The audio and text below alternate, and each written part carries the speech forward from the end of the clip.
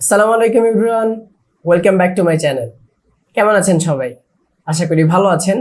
আজকে আপনাদের সামনে এসার ব্র্যান্ডের একটি গেমিং ল্যাপটপ নিয়ে কথা বলবো।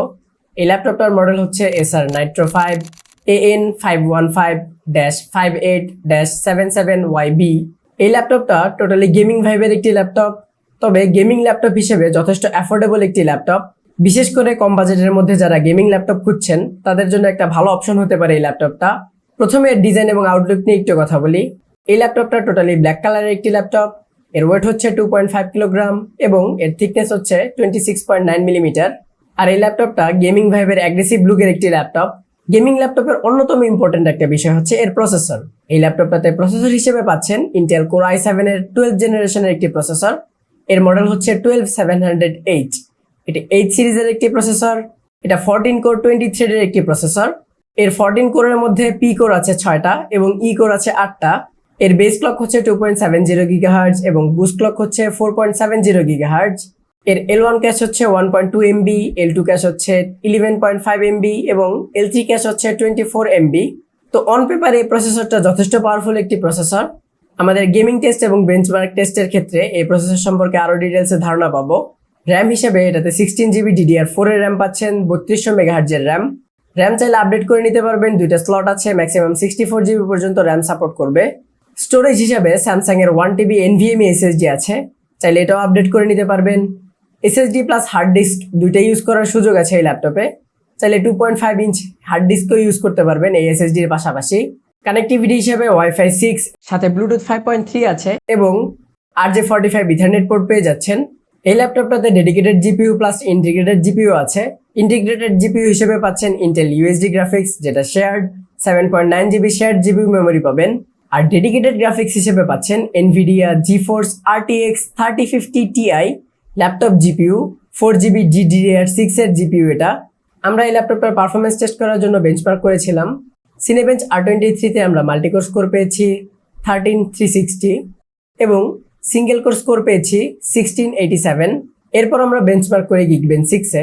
Geekbench 6 এর ক্ষেত্রে সিঙ্গেল কোর স্কোর পেয়েছি 2200, মাল্টিকোর স্কোর পেয়েছি 7962 এবং Geekbench 6 এর ক্ষেত্রে জিপিইউ স্কোর পেয়েছি 53657, যা মোটামুটি ইমপ্রেসিভ বলা যায়। এরপর এই ল্যাপটপটা দিয়ে আমরা গেমিং করেছিলাম। এর পারফরমেন্স সম্পর্কে আরও ডিটেলস ধারণা পাওয়ার জন্য আমরা এই ল্যাপটপটাতে দুইটা গেম ট্রাই করেছি, GTA 5 এবং Forza Horizon 5। GTA 5 এর ক্ষেত্রে আমরা মিনিমাম FPS পেয়েছি 98, ম্যাক্সিমাম FPS পেয়েছি 152, এভারেজ FPS ছিল 133 এবং 1% লো ছিল 88। অন্যদিকে Forza Horizon 5 এর ক্ষেত্রে আমরা মিনিমাম FPS পেয়েছি 70, ম্যাক্সিমাম FPS পেয়েছি 74, এভারেজ ছিল 72 এবং 1% লো ছিল 64। দুইটা গেমই খুব স্মুথলি এই ল্যাপটপে রান করতে পেরেছি এবং খুব ভালো এক্সপিরিয়েন্স ছিল দুইটা গেমের ক্ষেত্রেই। বেঞ্চমার্ক এবং গেমিং এর পারফরমেন্সের কথা চিন্তা করলে আমরা এটা ধারণা করে নিতে পারি এই ল্যাপটপটা দিয়ে সব ধরনের কাজ খুব ইজিলি করে নিতে পারবো। গেমিং এর এক্সপিরিয়েন্স ভালো হওয়ার পেছনে আরেকটা কারণ হচ্ছে এর অসাধারণ ডিসপ্লে। এই ল্যাপটপটাতে 144 হার্টজের full HD anti glare display পেয়ে যাচ্ছেন, 15.6 ইঞ্চ ডিসপ্লে। গেমিং এর ক্ষেত্রে আমরা কোনো প্রকার প্রবলেম ফেস করিনি। কিবোর্ড হিসেবে এই ল্যাপটপে ARGB কিবোর্ড পেয়ে যাচ্ছেন, যেটা ফুললি কন্ট্রোলেবল। আর এটা কন্ট্রোল করতে পারবেন একটা অ্যাপের মাধ্যমে, নাইট্রোসেন্স। কিবোর্ডে একটা ডেডিকেটেড বাটনও দেওয়া আছে নাইট্রোসেন্সের জন্য নাম্বার প্যাডের পাশেই।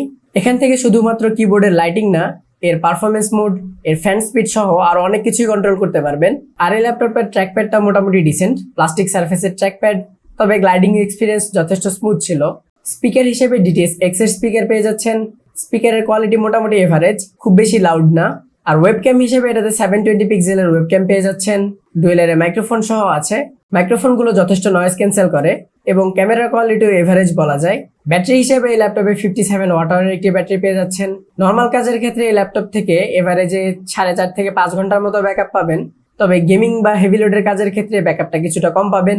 গেমিং বা হেভি লোডের কোনো কাজ করার ক্ষেত্রে আমার রেকমেন্ডেশন হচ্ছে চার্জার লাগিয়ে তারপর ইউজ করবেন, সেক্ষেত্রে পারফরমেন্সটা ভালো পাবেন। গেমিং ল্যাপটপের ক্ষেত্রে আরেকটা কনসার্নের বিষয় হচ্ছে হিটিং ইস্যু। এই ল্যাপটপটা মোটামুটি হিট হয়, আমাদের টেস্টিং এ বা গেমিং এর ক্ষেত্রে 95 ডিগ্রি পর্যন্ত হিট হয়েছিল। তবে এই ল্যাপটপটাকে খুব সহজেই ঠান্ডা করে ফেলা যায় এর নাইট্রোসেন্স অ্যাপ থেকে কন্ট্রোল করে। নাইট্রোসেন্স অ্যাপ থেকে যখন ম্যাক্স স্পিডে ফ্যানগুলো অপারেট করবেন তখন খুব সহজেই 2-1 মিনিটের মধ্যে ল্যাপটপের টেম্পারেচার 60 ডিগ্রির নিচে চলে আসবে। আরেকটা বিষয় হচ্ছে ম্যাক্স স্পিডে ফ্যান অপারেট করলে যদি গেমিং করেন সেক্ষেত্রে স্পিকারের সাউন্ড খুব একটা আসবে না, ফ্যানের নয়েজটা বেশি শুনতে পাবেন। হেডফোন ইউজ করতে হবে যদি ম্যাক্স স্পিডে ফ্যান অপারেট করতে চান। ল্যাপটপটাকে কুল রাখতে চান, পাশাপাশি গেমিং করতে চান, সেক্ষেত্রে পোর্টস অপশন হিসেবে বেশ কয়েকটি পোর্টস অপশন পেয়ে যাচ্ছেন। ডান দিকে আছে দুইটা ইউএসবি টাইপ এ পোর্ট, পিছনের দিকে আছে প্রথমে চার্জিং পোর্ট, তারপর USB type C Thunderbolt port, এরপর এইচডিএমআই পোর্ট, আর বাম দিকে পেয়ে যাচ্ছেন Kensington lock port, RJ45 Ethernet port, এরপর একটা ইউএসবি টাইপ এ পোর্ট এবং লাস্টলি একটা 3.5 millimetre headphone microphone combo jack. এখন আসেন এই ল্যাপটপের প্রাইসিং নিয়ে একটু কথা বলি। এই ল্যাপটপটা ইউজ মার্কেটে মোটামুটি 85 থেকে 95 কে এর মধ্যে পেয়ে যাবেন। সব ধরনের গেম খেলতে পারবেন এই ল্যাপটপটা দিয়ে, সব ধরনের কাজও করতে পারবেন এই ল্যাপটপ দিয়ে। প্রাইস টু পারফরমেন্সের কথা চিন্তা করলে এই ল্যাপটপটা গেমিং ল্যাপটপ হিসেবে যথেষ্ট অ্যাফোর্ডেবল একটি ল্যাপটপ। তো এই ছিল এই ল্যাপটপ নিয়ে টুকটাক এবং বিস্তারিত। এই ল্যাপটপ সম্পর্কে বা অন্য কোনো ল্যাপটপ সম্পর্কে কোনো কোশ্চেন থাকলে আমাদের কমেন্ট করে অথবা ফেসবুক পেজে মেসেজ দিয়ে জেনে নিতে পারেন। ভিডিওটি ভালো লাগলে চ্যানেলটি সাবস্ক্রাইব করে রাখতে পারেন এরকম নতুন নতুন ভিডিও পাওয়ার জন্য। আর ভিডিওতে এই পর্যন্ত সাথে থাকার জন্য সকলকে ধন্যবাদ।